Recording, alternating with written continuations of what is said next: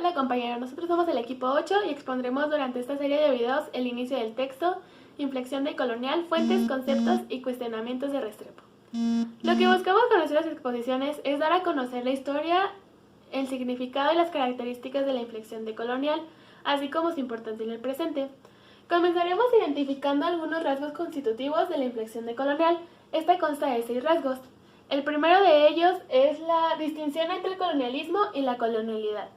El colonialismo se refiere al proceso y los aparatos del trabajo y riquezas de las colonias en beneficio del colonizador, mientras que la colonialidad es un fenómeno histórico un poco más complejo que opera a través de la naturalización de jerarquías territoriales, culturales, raciales, epistémicas, posibilitando la reproducción de relaciones de dominación.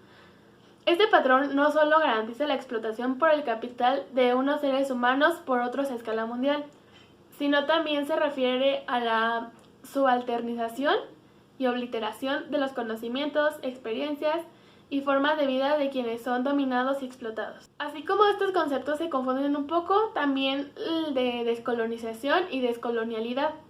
Con la descolonización se indica un proceso de superación del colonialismo. Generalmente este proceso se asocia con luchas anticoloniales, mientras que la decolonialidad se refiere a un proyecto mucho más profundo. Es un labor urgente en nuestro presente. Supone subvertir el patrón de poder colonial aún luego de que el colonialismo ha sido quebrado. Bueno, nuestro segundo punto es la colonialidad, es el lado oscuro de la modernidad. Siguiendo con nuestro punto central, que es la inflexión decolonial, esta llama la atención sobre su cara menos visible, que es la colonialidad. Hay teóricos que consideran que el colonialismo es una desviación o un momento superado de la modernidad. Sin embargo, para la inflexión decolonial, la modernidad se encuentra indisolublemente asociada a la historia del colonialismo y la colonialidad. Por eso es necesario aclarar que según Grossfogel 2006, la colonialidad no es equivalente al colonialismo. No se deriva de la modernidad ni antecede a ella. La colonialidad y la modernidad constituyen dos lados de una misma moneda. Para que quede un poquito más claro, con esto nos queremos referir a que la modernidad no existe sin la colonialidad y a su vez la colonialidad supone la modernidad.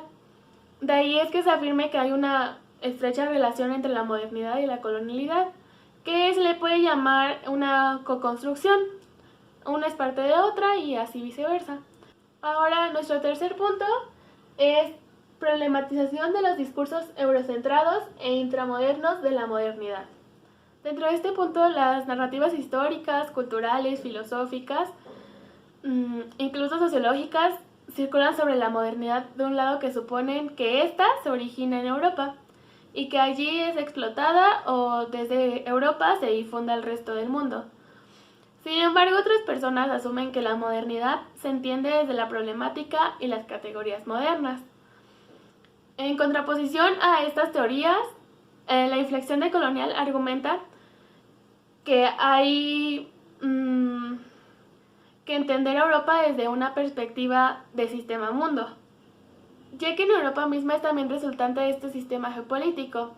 Este punto descentra concepciones que tienen una profunda fuerza en el sentido común, hasta el punto de ser impensables por muchos filósofos y teóricos de la modernidad.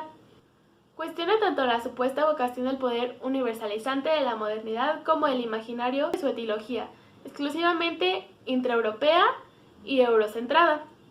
Varios académicos han demostrado que no pocos de los aspectos asociados a la modernidad fueron inventados e implementados primero en territorios coloniales para después ser implementados e instrumentalizados en Europa. También han demostrado que lo que ocurre en un lugar determinado no se explica exclusivamente por factores locales, sino la ubicación de este en el sistema mundo. Seguimos con el punto número 4, que es pensar en términos del sistema mundializado de poder.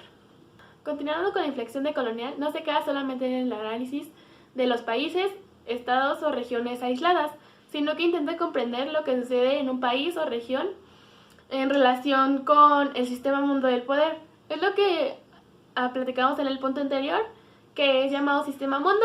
Este sistema mundo es la unidad de análisis de la inflexión decolonial.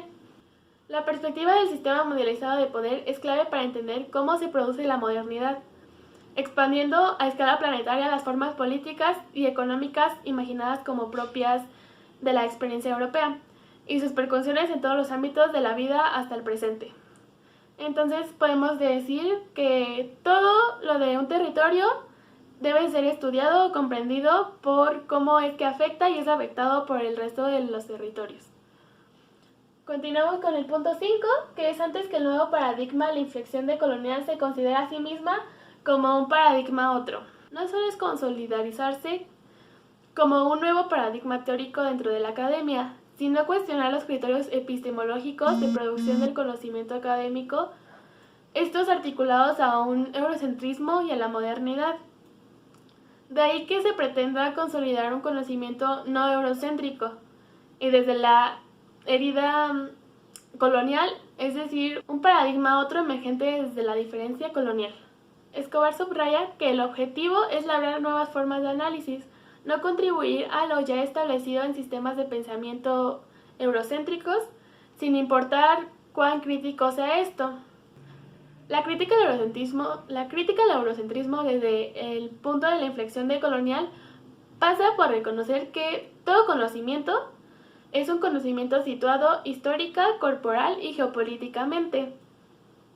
La pretensión eurocéntrica de un conocimiento sin sujeto, sin historia, sin relaciones de poder, un conocimiento desde ningún lugar que es descorporalizado y deslocalizado, es una cuestión profundamente cuestionada, ya que no hay un territorio donde se estableció ni un cuerpo donde se estableció. En oposición a esto, la inflexión decolonial se piensa como un paradigma otro, que tiene en consideración la geopolítica, la corpopolítica. Esto se refiere a que debe tener situacionalidad, debe ser geohistórica y corporalizada, para que pueda producir conocimiento. Para que quede un poquito más claro, un conocimiento situado específicamente desde la diferencia colonial es lo que constituye la inflexión decolonial como un paradigma otro. Y el último punto, el punto 6, es la inflexión decolonial aspira a consolidar un proyecto decolonial. La crítica epistémica, que supone que la inflexión decolonial como un paradigma otro no solo busca problematizar la colonialidad del saber, encarna en las formaciones y establecimientos académicos eurocéntricos y las narrativas modernistas. Con narrativas modernistas nos referimos a corrientes como el cristianismo, el liberalismo y el marxismo. También busca contribuir a hacer posible otros mundos desde intervenciones decoloniales. En este sentido, la inflexión decolonial refiere a una ética y una política de la pluriversalidad, en oposición a diseños globales y totalitarios. La pluriversalidad constituye una apuesta por visibilizar y hacer visibles la multiplicidad de conocimientos, formas de ser y de aspiraciones sobre el mundo.